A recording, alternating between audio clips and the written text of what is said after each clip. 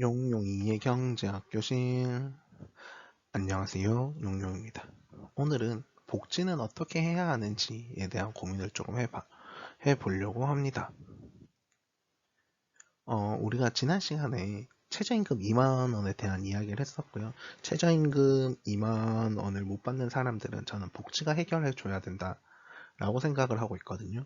그러면 복지를 어떻게 하는 것이 좋은가에 대한 고민을 먼저 해봐야 될 것 같습니다. 우선 제가 아는 가정에서는 이제 4인 가족을 기준으로 일단 이야기를 하는 거예요.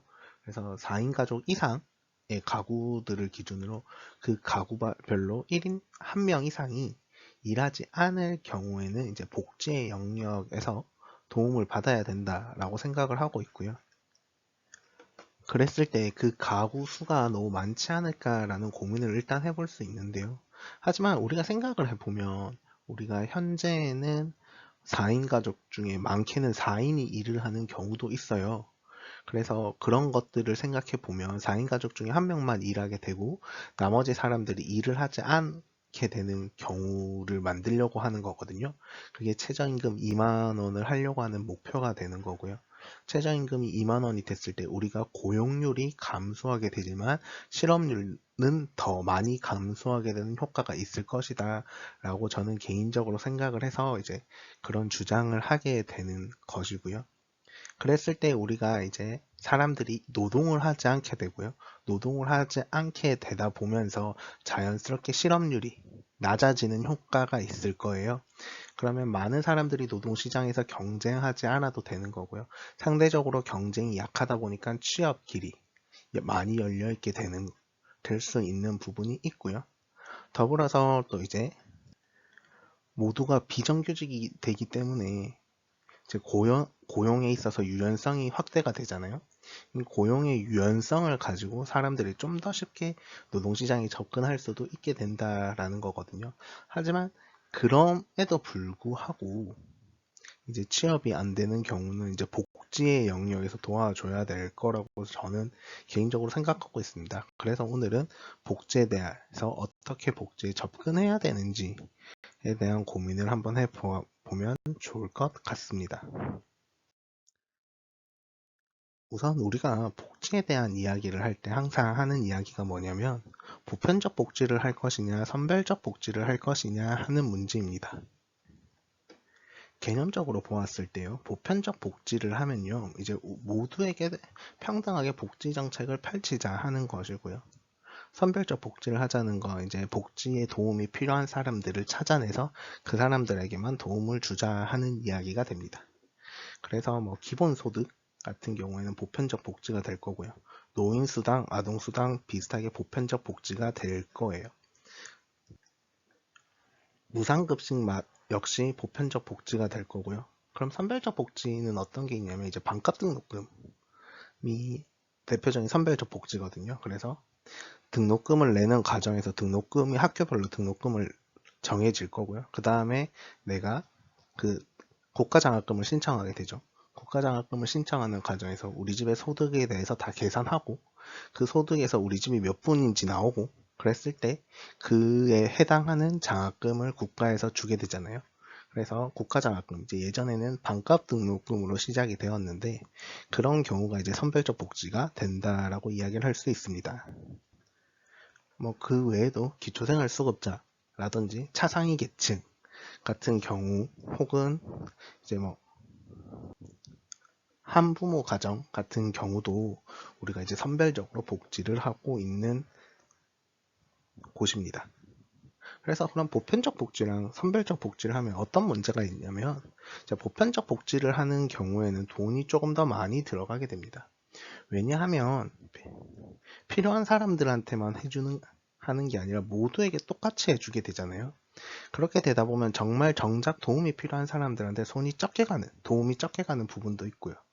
또 모두에게 가는 거다 보니까 그 규모가 상대적으로 커질 수밖에 없습니다.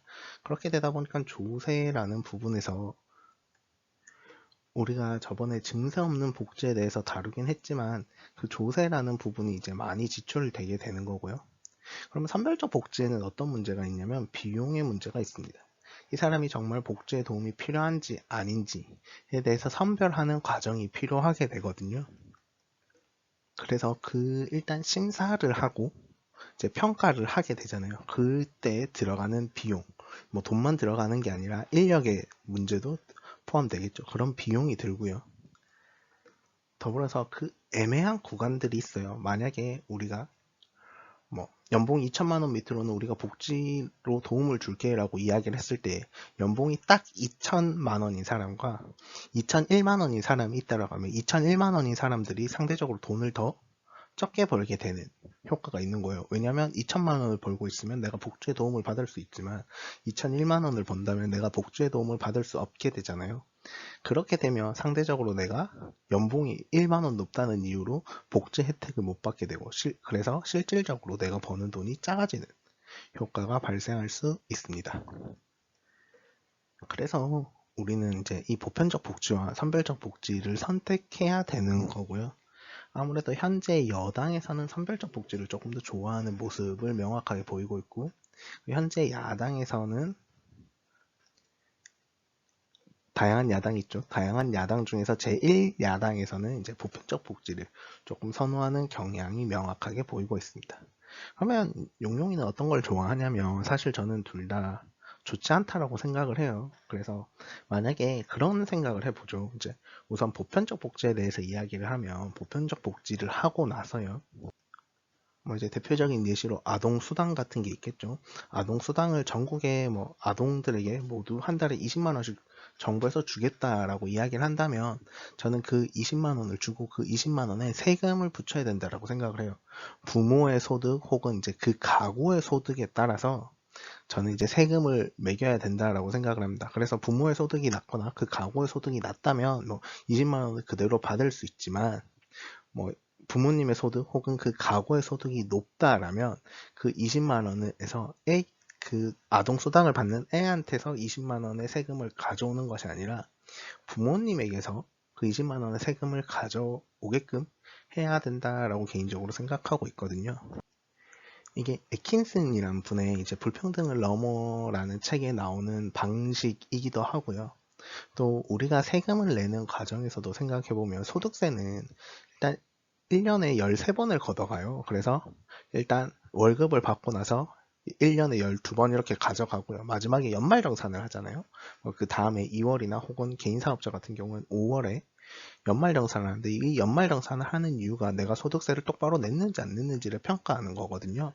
그래서 평소에 이제 1월에서 12월까지 소득세를 조금 더 많이 떼갔다가 이제 주로 연말정산하면서 돌려주는 경우가 많죠. 물론 더 내는 경우도 있습니다.